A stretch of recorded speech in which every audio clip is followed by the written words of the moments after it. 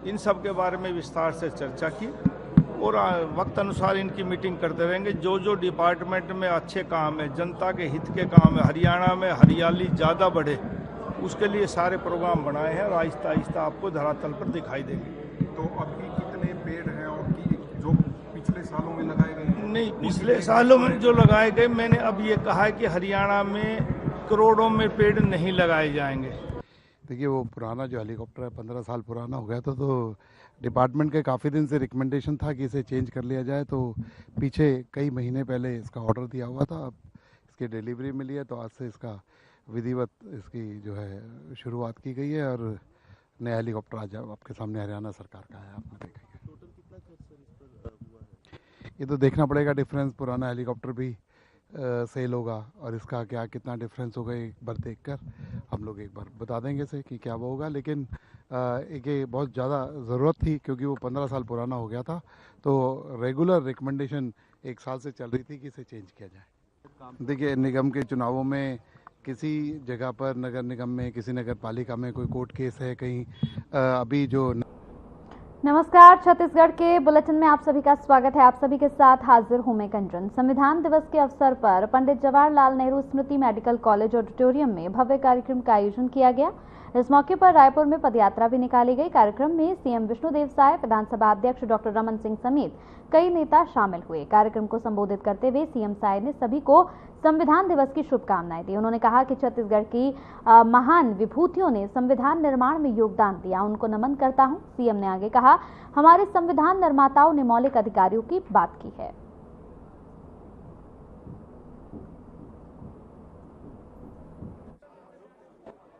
आज 26 नवंबर है, संविधान दिवस है। सबसे पहले तो मैं समस्त छत्तीसगढ़ वासियों को संविधान दिवस की बहुत बहुत बधाई और शुभकामना देता हूं और संविधान के निर्माता बाबा साहब डॉक्टर भीमराव अंबेडकर जी को नमन करते हैं।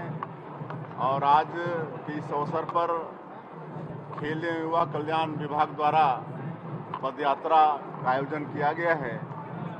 यहाँ मेडिकल कॉलेज के ऑडिटोरियम से लेकर बाबा साहब भीमराव अंबेडकर की प्रतिमा तक हम लोग पदयात्रा करके जाएंगे और उनको वहाँ पर माल्यार्पण करेंगे। और इस पदयात्रा में हमारे प्रदेश के डिप्टी सीएम श्री अरुण साव जी हैं, हमारे खेल एवं युवा कल्याण विभाग के मंत्री टंकराम वर्मा जी हैं, मंत्री हमारे केदार कश्यप जी, दयालदास बघेल जी, हमारे पार्टी के वरिष्ठ और विधायक धर्मलाल कौशिक जी हमारे विधायकगण हैं और हमारे खेल एवं कल्याण विभाग के अधिकारी हैं और पूरे प्रदेश से काफ़ी संख्या में हमारे विद्यार्थीगण भी उपस्थित हैं। सब मिलकर हम लोग पदयात्रा करेंगे और हमारे प्रधानमंत्री जी ने साल भर स्थापना संविधान दिवस को लोग जाने और एक एक लोग तक पहुँचे, इसलिए स्मरण उत्सव के रूप में साल भर कुछ न कुछ संविधान दिवस को लेकर आयोजन होगा। अब हम लोग तो 1 साल मनाएंगे हमारे प्रधानमंत्री जी के आह्वान पर, वो लोग 60 दिन मनाएं तो उनका निर्णय है, लेकिन संविधान के साथ अनेकों बार उन्होंने खिलवाड़ किया है। लोकतंत्र की कांग्रेस पार्टी ने इस देश में इमरजेंसी लागू करके हत्या की है। नगर पालिका निगम रायपुर के एमआईसी की बैठक महापौर एजाज डेवर की अध्यक्षता में संपन्न हुई, जिसमें राज्य शासन ने अमलीडीह में कॉलेज के लिए आरक्षित जमीन निजी बिल्डर रामा यहां पर बिल्डकॉन को दे दी है। मामला नगर निगम ने यहां पर अनापत्ति के लिए आया, तब इसका कांग्रेस पार्षद दल ने हुई मेयर एंड काउंसिलिंग बैठक में विरोध किया। इसके अलावा शारदा चौक से यहां पर तात्यापारा चौक तक आधा किलोमीटर सड़क चौड़ीकरण मामले में अब यहां पर एमआईसी ने जन आंदोलन करने की तैयारी पर अपनी मोहर लगा दी है। इसी प्रकार लगभग 1 करोड़ रुपए के मच्छर उन्मूलन प्रोजेक्ट के लिए शहर में 3 महीने ट्रायल के लिए दिए गए हैं। भिलाई की एजेंसी के काम को रद्द करने पर भी सहमति बन गई है। मैं भी खुद इसमें अभी वो पता लगा रहा हूँ कि कहाँ से कैसे वो हो गया और अचानक नहीं, नगर निगम के हाथ से तो ले लिया भाई। वही चीज आपको तो बता रहा हूँ कि इसको पर्यटन विभाग को दे दिया गया। नगर निगम ने, शासन ने इसको जैसी सरकार बनी चेंज करके पर्यटन विभाग को दे दिया गया। अब पर्यटन विभाग ने फिर इसको कब उसको टेंडर करा, कब उसको वो किया और सीधा उसको उसने उसको दे दिया। हाँ, अब मुझे तो ये 100% इस चीज़ की लगता है कि इसमें पूरा का पूरा गेम का, जहाँ तक की बात है बूढ़ा तालाब के एसटीपी को लेकर, क्योंकि बूढ़ा तालाब पहले तो नगर निगम संचालित कर रहा था, पहले बूढ़ा तालाब नगर निगम संचालित कर रहा था, मगर अब और कोई एजेंसी मतलब उसको दे दिए गए हैं, पर्यटन विभाग को दिया गया है।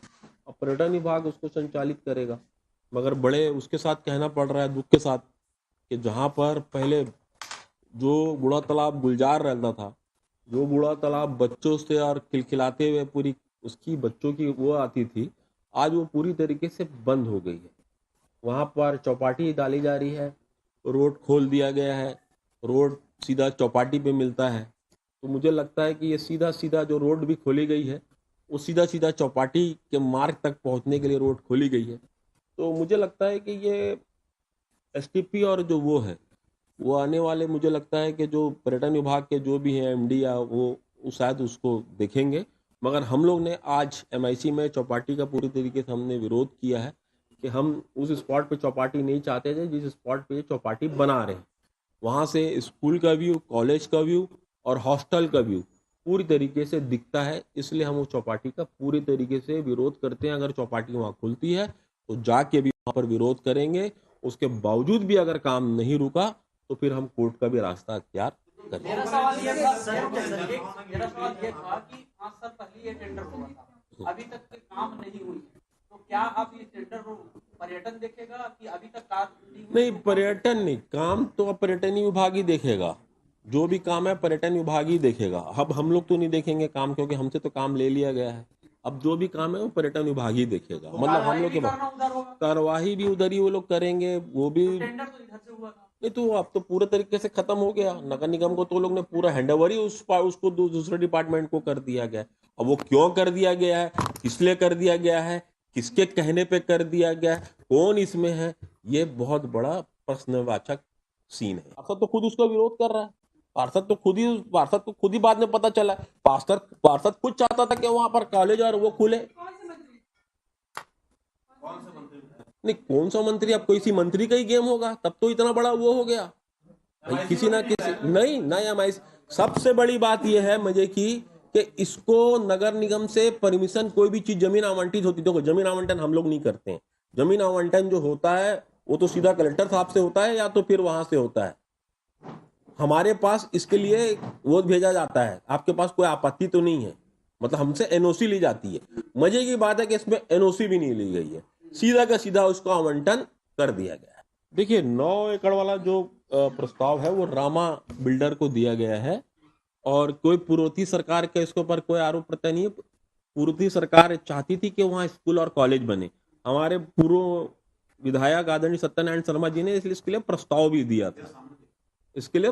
दिया था, और 9 एकड़ के लिए वहां पर उन्होंने ने स्कूल और कॉलेज का प्रस्ताव भी आया था। मगर मजे की बात यह है कि जैसे ही ये 152% खत्म करते हैं, उसके 2 से 3 दिन पहले इसको ऑर्डर निकाल के दे दिया जाता है।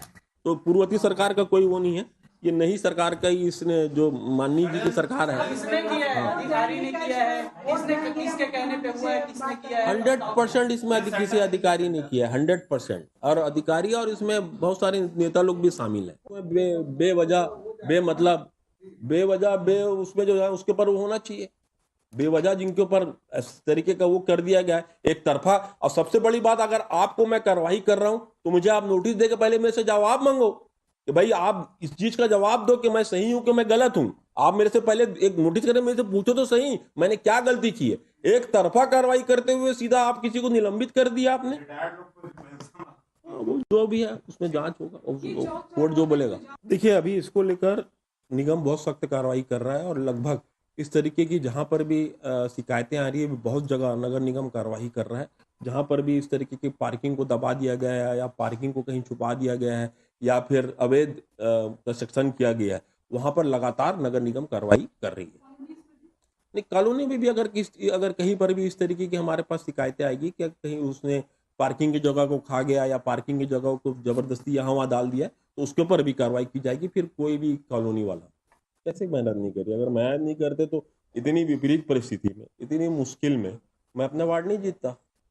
इतनी विपरीत परिस्थिति में है, इतने दबाव, इतना वो, उसके बाद भी हम लोग अपने वार्ड को जीते। बहुत सारे प्रेस वाले लोग ने तो ये चला दिया कि मेरा वार्ड हम लोग हार गए, और बम्फार वोट मिला। एक जन तो पता नहीं, एक जन पत्रकार वहां बैठा है लग दूर से, वो तो पता नहीं वो उसको मतलब बिना देखे पता नहीं उनमें कुछ बात है कि नहीं, वो बिना बोले उसने पूरा या बोले बम्फार वोटों से बोले भाजपा जीत गई। मगर जब देखने के जब पूरा टोटल किया, मैंने बोले यार बम्फार वोट तो नहीं मिल सकते, होगा तो टक्कर होगा, या तो फिर हम ऐसी 5-7 वोट से हारेंगे या जीतेंगे। मगर जब पूरा पता लगा है तो 243 वोट से हम जीते हैं। और ऐसा नहीं है, सब लोग ने काम किया, सब लोग ने मेहनत की। अब क्योंकि उपचुनाव जो होता है, देखो मैं आपको बता रहा हूँ, उपचुनाव जो होता है वो सरकार तो लड़ती है, शासन लड़ता है। सरकार मतलब शासन सत्ता सब चुनाव मिलके लड़ते हैं, इसलिए ये चुनाव जो होता है बहुत वो होता है, मतलब इतना कठिन नहीं होता है ये चुनाव को लड़ना और जीतना। उसके बाद भी सबसे अच्छी बात है कि कांग्रेस ने एकजुट होकर चुनाव लड़ा। रिजल्ट अब जो भी आया वो जनता का जो भी वो भाई जनता सर्वोपरि है।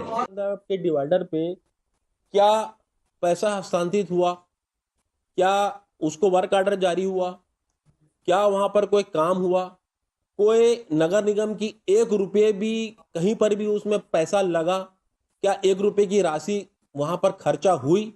1 रुपये की भी राशि नहीं लगी है, 1 रुपये की राशि उसमें खर्चा नहीं हुई है। फिर भ्रष्टाचार किस बात का भ्रष्टाचार? यदि वहां पर कोई काम कराना, अगर कोई सौंदर्यीकरण कराना, अगर कोई बहुत बड़ा गुना है और 4-5 लोगों को सिर्फ दिखाने के लिए कि हमारी सरकार आई, हमारी सरकार ने कहा था कि हम भ्रष्टाचार को वो करेंगे, सिर्फ दिखाने के लिए 3-4 अधिकारी को निलंबित कर दिया जाता है, तो मैं इसको नहीं मानता। ये कोई हाँ, इनको बलि चढ़ा दिया गया। बिल्कुल सही में हम तो कोर्ट भी जाएंगे जी, आप जो बोलोगे वो करेंगे। आप ऊपर से बस नीचे मत कूदवा देना करके, डर लगता है भैया तुम लोग। इतने बड़े लोग को बकायादार है। आप आने वाले सोमवार को जरूर आइएगा, आपको एक एक चीज पूरा डिटेल, जितना बकाया है, कितने बड़े बकायेदार हैं, कितने उसमें बड़े बड़े जो खिलाड़ी हैं, जो टैक्स नीतियां, आने वाले सोमवार को आपको 4:30-5 बजे तक के हम पूरा दूध का दूध और पानी का पानी कर दें। कैसे हुआ, कौन किया, किसने कराया, कौन है पीछे, क्यों इतने सारे सीधा 100 बूढ़ा तालाब बना नहीं मगर चौपाटी 150 दुकान खुल गई, तो वो कैसे खुल गया भैया, कौन है? चौपाटी हमने कवर किया है, जो सुबह शाम टहलने आते हैं देखिए यार, वो चौपाटी की जगह ही नहीं है भैया। वो तो हम लोग सब वॉकिंग के में बनाए थे कि कम से कम 3 से 4 किलोमीटर, जिस तरीके से हम तेली बांधा में पूरा घूमते हैं, मेरे ख्याल से वहाँ 2.5 किलोमीटर आता है, 2 पॉइंट कुछ वहां पर वो आता है। हम इसको भी चाहते थे कि आदमी पूरा गोल इसको घूमे और कम से कम 3.5-4 किलोमीटर उसका एक बार में उसका वो हो जाएगा, वॉकिंग हो जाएगी। उस हिसाब से वहां पर हमने उसको डेवलप किया था।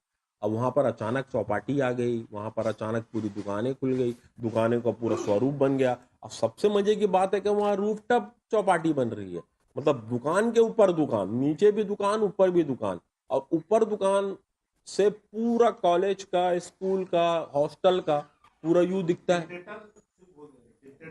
मुझे तो लगता है जो भी हुआ है, मगर मुझे लगता है कि एक बार इसमें और आप लोगों को बारीकी से जाना चाहिए, और क्योंकि जनहित का मुद्दा है। बैठक में सबसे पहले हम लोग अतिरिक्त एजेंडों पे चर्चा करते हैं, जो गंभीर तहर की समस्या होती है, क्योंकि हर बातें एजेंडे में हो नहीं पाती है।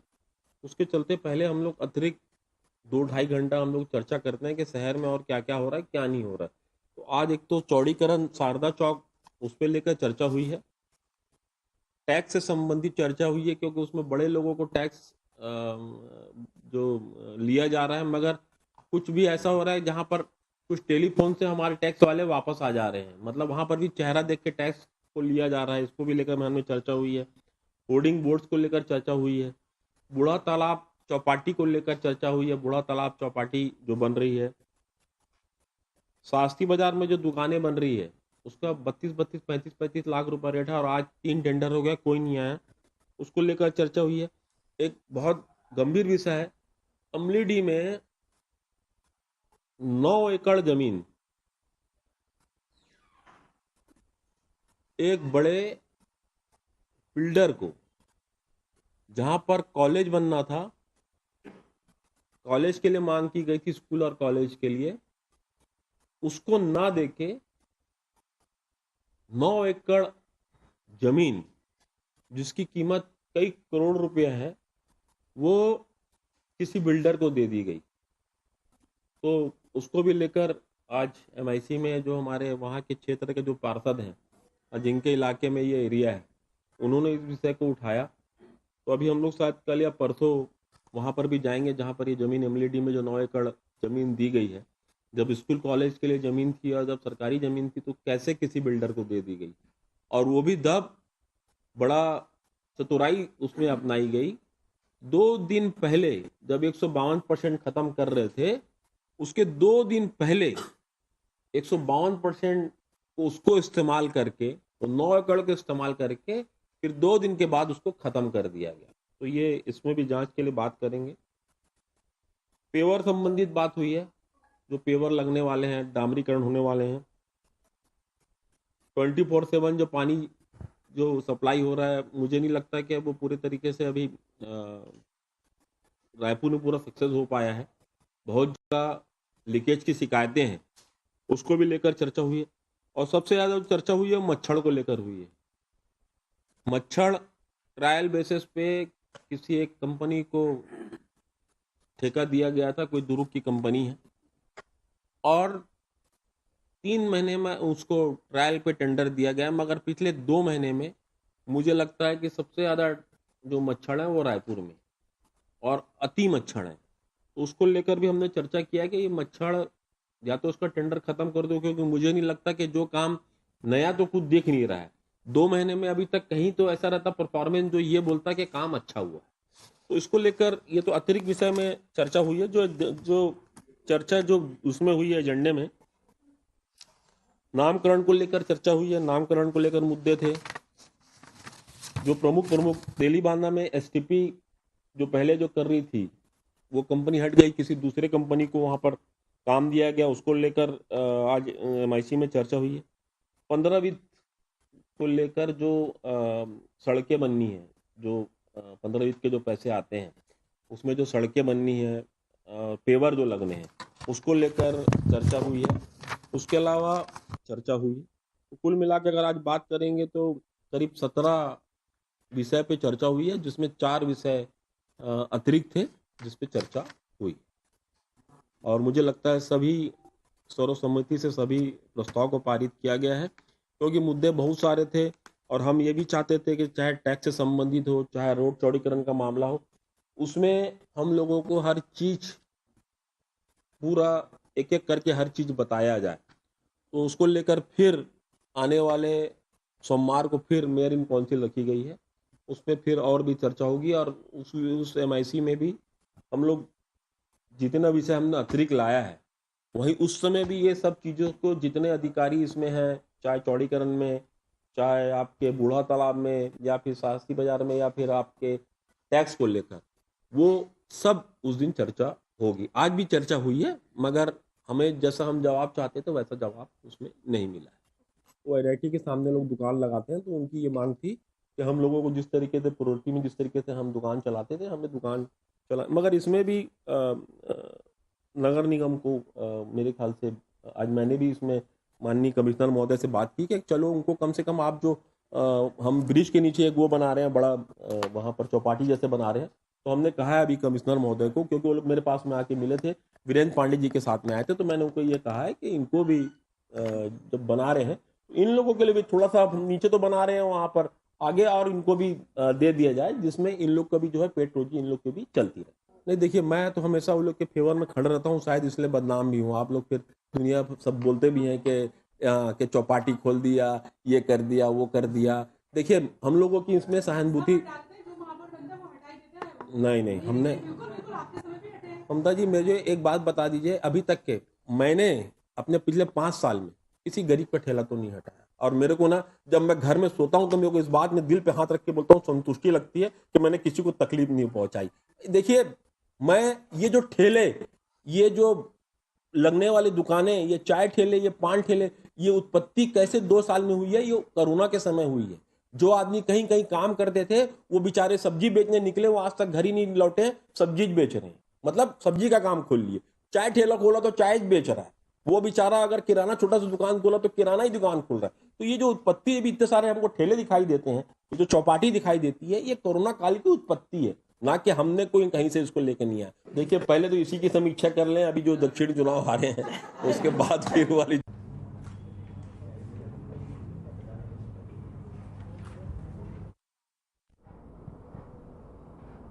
चलिए बढ़ते हैं आगे। छत्तीसगढ़ की राजधानी रायपुर में बढ़ते आपराधिक घटनाओं को पुलिस विभाग ने आंकड़े जारी कर दिए। आपको बता दें कि आंकड़ों के मुताबिक पिछले साल की तुलना में महिला संबंधित छेड़छाड़ और दुष्कर्म की घटनाएं कम हुई हैं। चाकूबाजी की घटनाएं 40% कम हुई हैं, लेकिन हत्या के मामले बढ़े हैं। इन आपराधिक घटनाओं को लेकर पुलिस अधीक्षक संतोष सिंह ने बताया कि मौजूदा आंकड़ों में अपराधी घटनाओं पर कटौती आई है, लेकिन हत्या के मामलों में 7% वृद्धि हुई है। जिले में हम लोग अपराधियों के खिलाफ सख्ती करने में विजुअल पेट्रोलिंग जो हम लोग करते हैं, साथ साथ गुंडा बदमाशों पे कार्रवाई होती है। नशे के खिलाफ जो बहुत बड़े अपराधों का कारण होता है उस पर भी हम लोग रोक लगाने के लिए बहुत सारी कार्रवाइयाँ कर रहे हैं। और जब हम लोगों ने अपराधों को कंपेयर किया पिछले 10 महीने को पिछले साल के 10 महीने से, तो आईपीसी के अपराध जो मूल अपराध होते हैं उसमें लगभग आंशिक रूप से कमी आई है, जो 3% के आसपास है। विशेषकर जो कमी है वो चाकूबाजी में आप देखेंगे 40% की कमी थी। पिछले साल 172 चाकूबाजी की घटनाएं हुई, इस साल 102 घटनाएं हुई हैं। महिला संबंधित अपराधों में छेड़छाड़ में 28% की कमी हुई है।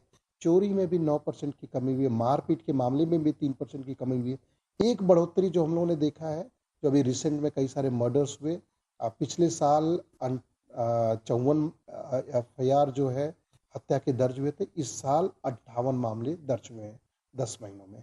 इसमें एक आंशिक बढ़ोतरी है, 5 ज़्यादा मर्डर्स हुए हैं जिस पे हम लोग काम कर रहे हैं।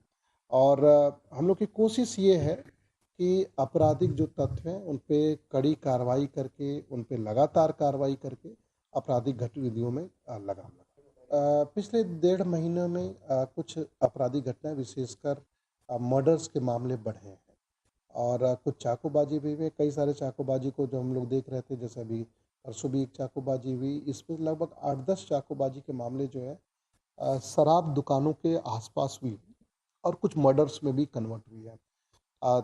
दिवाली के बाद, दिवाली के दिन और उसके ठीक बाद कई सारे ऐसे मर्डर हुए जिसमें फैमिली में विवाद में मर्डर हुए और कई सारे पड़ोसी के बीच में भी मर्डर हुए।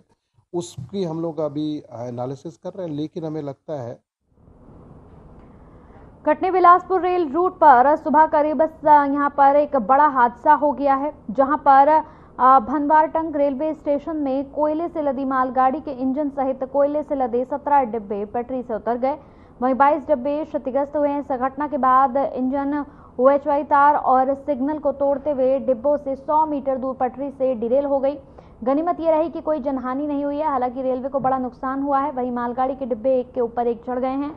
हादसे के बाद तत्काल रेलवे के आला अधिकारी मौके पर पहुंचे, तो वहीं गौरेला पेड्रा यहां पर मरवाही के एडिशनल SP ओम चंदेल मौके पर पहुंचकर रेलवे के साथ समन्वय बनाकर आगे बढ़ने की बात कर रहे हैं। इस हादसे के बाद कटनी रूट के अप और डाउन दोनों दिशाओं का यातायात प्रभावित हुआ है। स्टेशन के पास में हुआ है, जिसमें मालगाड़ी है कोला परिवहन किया जा रहा था, उसमें 17 बोगियां अभी डेरेल हो गई हैं। 22 और जो है सब मिला करके 22 जो क्षतिग्रस्त हुई हैं। यहाँ पे पूरी रेलवे प्रशासन की टीम यहाँ पे पहुँच गई है। सभी संसाधन जल्दी से आ रहे हैं और सभी लोगों की कोशिश है, और इसमें अभी तक किसी को भी चोट नहीं लगी हुई है, ये है। और जो भी जल्दी से हम लोग कर सकते हैं वो पूरे प्रशासन और रेलवे प्रशासन के साथ मिलकर के करने की कोशिश कर रहे हैं। स्थानीय प्रशासन भी यहाँ पर मदद के लिए पहुंचा हुआ है? जी बिल्कुल, सभी लोग आ गए हैं। जैसे ही खबर मिली है हम लोगों को, पूरी टीम आ गई है। नकली बीज देकर किसानों को ठगने का मामला सामने आ रहा है। ग्राम पंचायत यहां पर रांधना में संचालित शंकर कृषि केंद्र के संचालक यहां पर रमापति पाठक की तरफ से जो बीज किसानों को बेचा गया वो नकली बीज था, ऐसा किसानों का कहना है, जिससे उत्पाद में काफी कमी आई है। किसान ठगे गए हैं। किसान अब दुकानदार और कंपनी से मुआवजे की मांग कर रहे हैं। मुआवजा नहीं देने की स्थिति में किसानों ने यहां पर माखड़ी ब्लॉक मुख्यालय के दुर्गा मंच में 1 दिवसीय धरना प्रदर्शन किया। शासन प्रशासन से अपनी 4 सूत्रीय मांगों को रखा। मुख्यमंत्री, कृषि मंत्री, विधायक के नाम ज्ञापन तहसीलदार को सौंपा और अपनी मांग रखी।